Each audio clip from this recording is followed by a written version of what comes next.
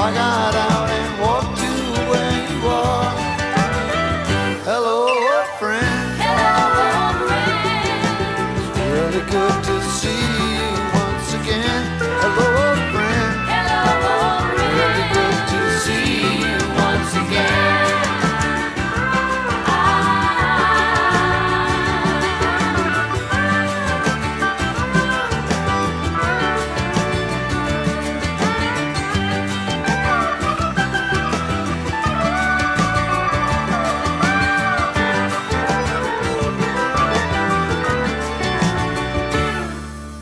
An old man passed me on the street today. I thought I knew him, but I couldn't say. I stopped to think if I could place his frame. When he tipped his hat, I knew his name. Hello, old friend. Hello, old friend. It's really good to see you once again. Hello, old friend. Hello, old Really friend. good to see you once again.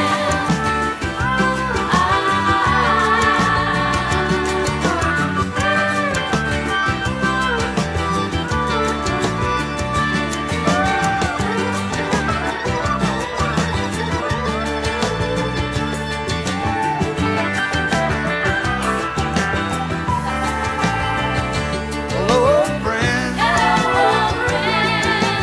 Really good to see you once again. Hello, old friend. Hello, old Really good friend. to see you once again.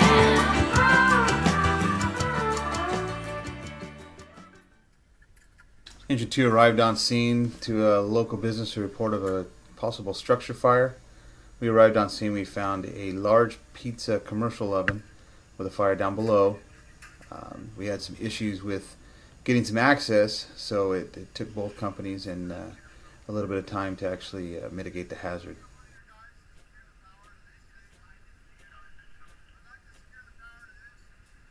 The power to the unit was shut off. Once the utilities were secured, we were able to take out the operating parts of the oven itself and actually remove the burnt and smoldering pieces.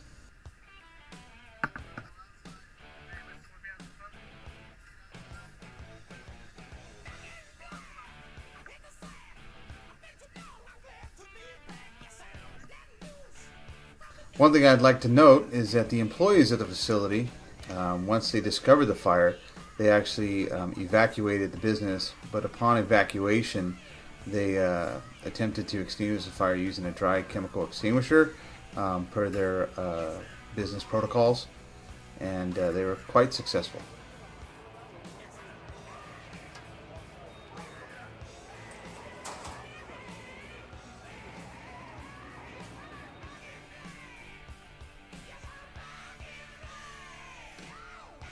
This is Engine 2 responding to a report of vehicle accident, 1300 block of north of V Street. Turned out to be a single vehicle accident, a vehicle into a fence.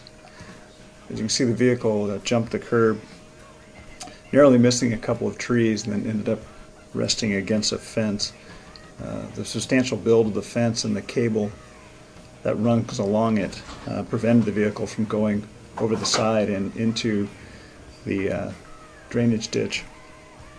Luckily, there was no injuries sustained.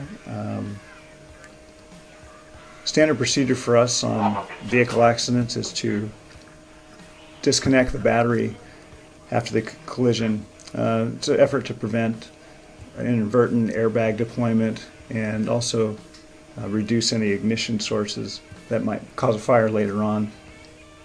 So you can see with the car crumpled up, sometimes the access to these areas are a little tough. So there's a little challenges here. This bag that he's using is a vehicle accident bag that we have. Contains a glass cutter and other tools that we like to have quick access to on scene.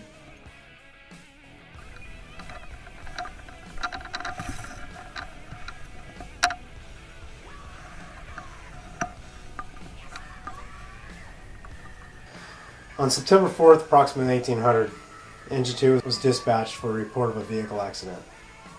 Engine 2 arrived on scene, found 2 vehicles involved.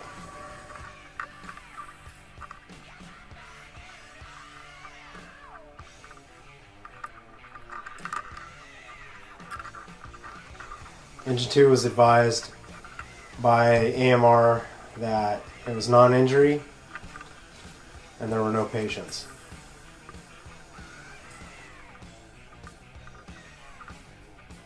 Engine 2 began to check the vehicle for hazards. As you can see here, Engine 2 firefighters checking to make sure the vehicle is turned off and the vehicle is placed in park and the emergency brake is set.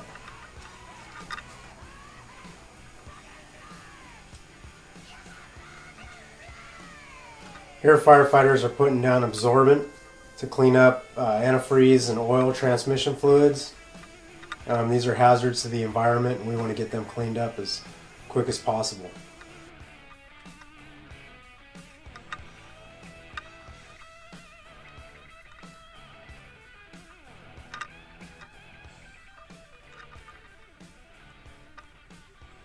You see the firefighters using a broom to really get in all those tight crevices to get that liquid picked up.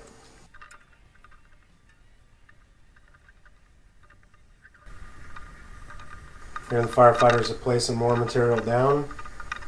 And this material is actually an absorbent which is made right up here in the mines. It's diatomaceous earth. And it works really well. It works a lot better than like kitty litter that we normally use.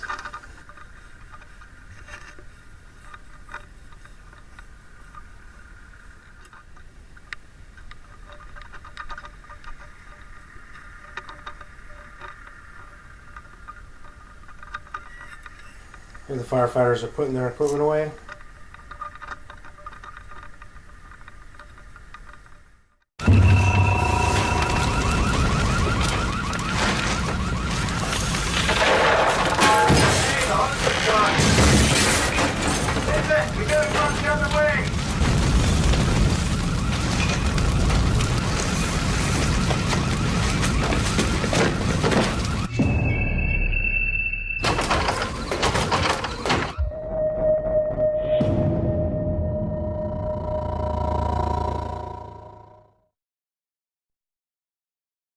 This is one amazing truffula tree. Can you imagine a place where these grow everywhere? Yes, it's called the forest, a magical place to enjoy with your family.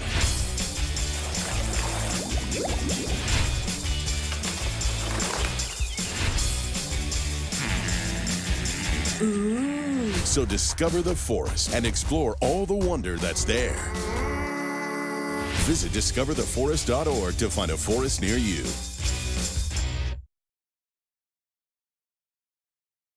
The average text takes your eyes off the road for nearly 5 seconds. At highway speeds, that's enough time to travel the length of a football field. Stop the texts, stop the wrecks.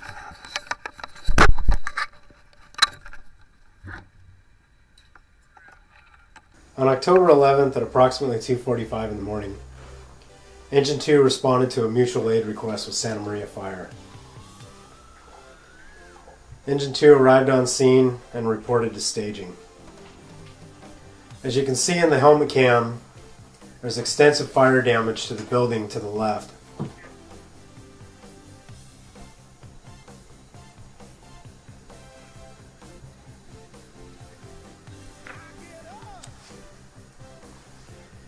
Here you can see on the 3rd story, smoke damage on the outside of the windows.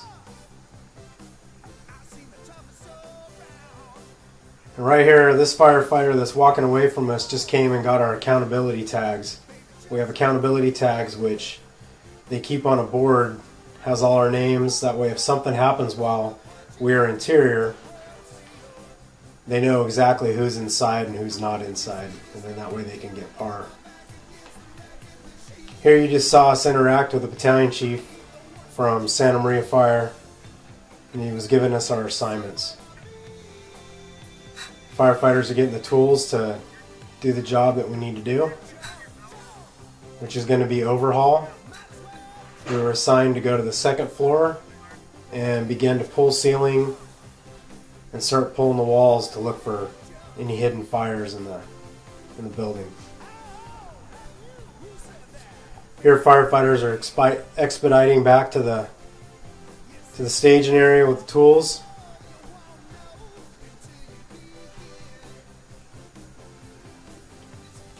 We have a quick briefing. Make sure everyone's on board, everyone knows exactly what we're going to be doing. Now the battalion chief's advising us that we can go ahead and make entry.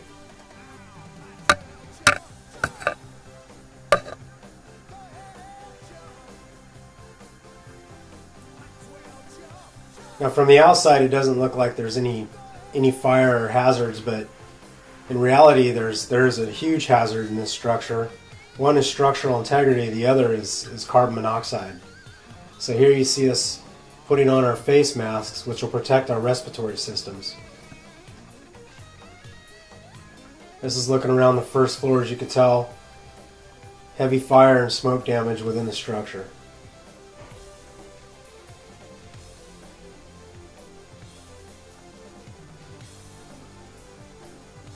Here we're making our way to the second floor.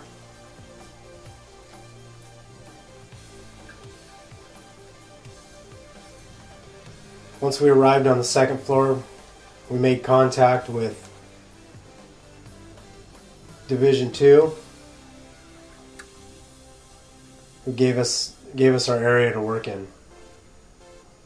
Here, as you can see the ceiling, you can see that it's older construction, it's lath and plaster, and you can see that the plaster has actually come off the lath due to the heat.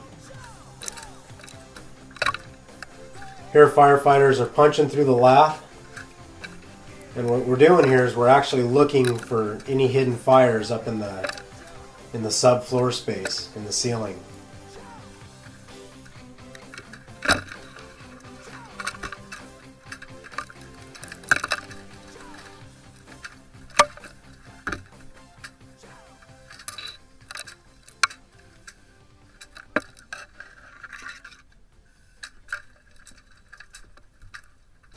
This is why we wear the protective equipment that we wear. When we're taking down ceiling stuff falls on you, hits you in the head. Sometimes you have hot embers that land on you. That's why we wear the protective equipment that we do. Here you can see heavy charring in an attic crawl space. And you can actually see some embers that we've located to the lower right. And usually what we'll do is when we locate embers like this, we'll remove them from the ceiling, and then we'll work our way back away from it to get to clear wood.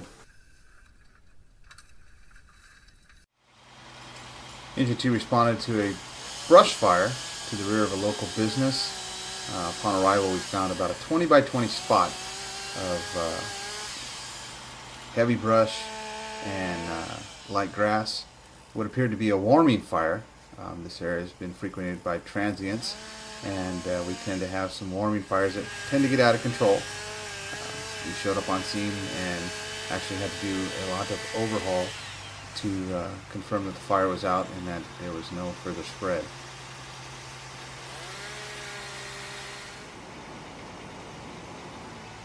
Engine 2 utilized Class A foam, which tends to get a little deeper into the fire and get some of those deep-seated embers to help prevent the unwanted progression of the fire. There were no injuries and minimal property damage to the city of Lompoc. Got it, Toby. On your side, Ashton, you got it. Lompoc Fire Department First Alarm Assignment units responded to a report of a structure fire, a fully involved garage to the rear of the 500 block of North E Street. Engine 2 arrived on scene first, and we discovered a single car detached garage with smoke and flames showing with an actual exposure to the south of the structure.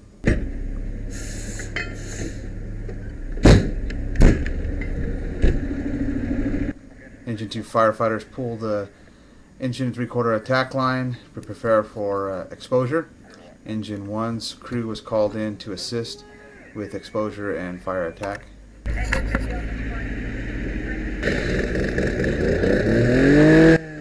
this point, it was decided that Engine 2 could make entry into the structure with Engine 1 being the backup team.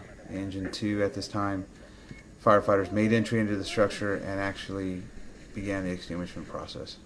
You gotta get to the above us. Right above. Look up too high. The garage was actually converted into a somewhat living area, and so Engine 2's firefighters were actually kind of hampered by by trying to extinguish the fire with a lot of debris and materials and furniture in the area. 301 Muppet. Let's go. Info Go. As you can see through the helmet cam footage, once you enter a structure, you can tell that your visibility is definitely limited. You can see some sort of fire where they're actually putting out the hot spots after knocking down the main body of fire. However, communication is key. Both firefighters on the line need to speak to each other and talk and confirm what they're doing and what their actions are to prevent any injuries, and actually to work in conjunction with the exterior crews.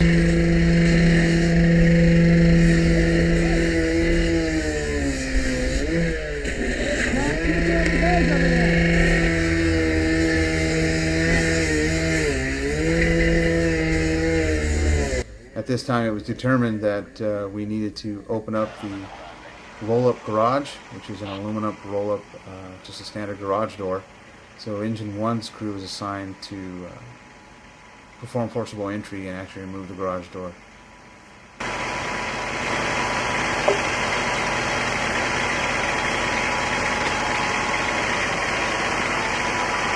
Ambulance en route for burn victim for medium. Here we have Engine 1's firefighter utilizing a circular saw. It's like a chainsaw, but it has just a big old round blade on it. They're actually taking it and they're actually cutting the metal slats on the metal panels on the roll-up door. They're actually cutting down one side and then they'll cut down the other side, and that allows us to remove the panels in one big piece, so we can actually open up the garage as a whole. Once the cuts are made, the crews went in there, they grabbed and removed the centerpieces, and now that allowed not only to vent the structure, but also a secondary egress point for the firefighters that are still inside knocking down hot spots.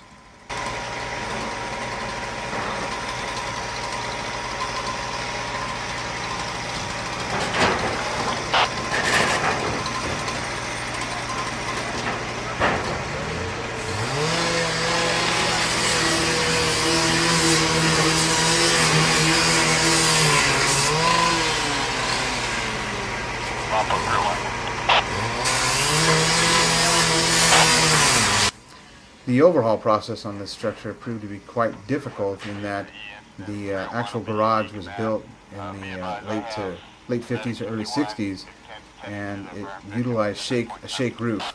Well, with the shake roof, they had a overlayment of comp shingles, which the fire got in between, and so we had to perform extensive overhaul on the roof.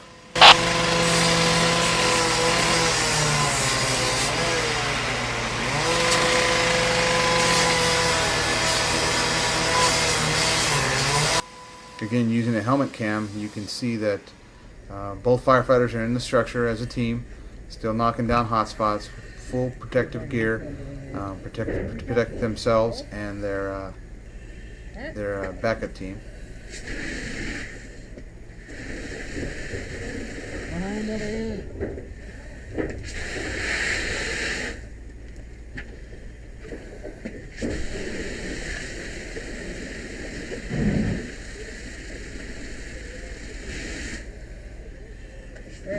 Yes, sir.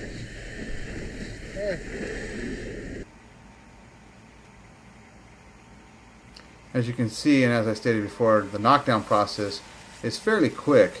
However, once you have to complete overhaul and knock down hotspots, you can substantially spend a lot more time just getting those deep-seated areas, removing some of that debris. They're actually utilizing 2 lines at this time to try to get some of this stuff out before we can actually remove the burn items out to actually further investigate to make sure that everything is out and we don't have anything in terms of a rekindle.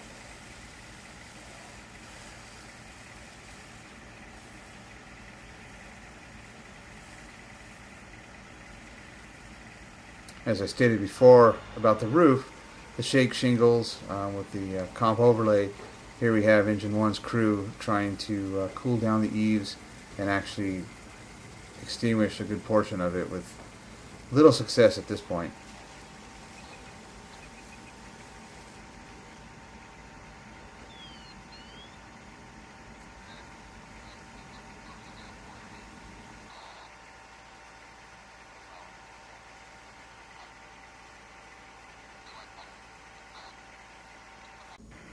Engine 1's captain utilizing our thermal imaging camera to look for any hot spots.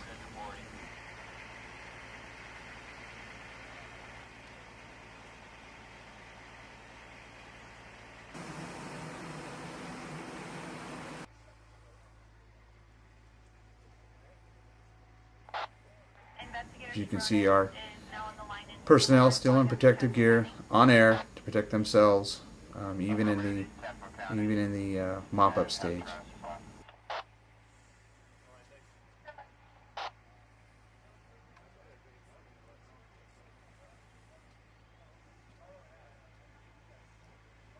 At this point, the decision was made that we needed to open up the roof and fully extinguish all the items that are burning in that little dead space area and in that sandwiched area between the two roofing overlayments.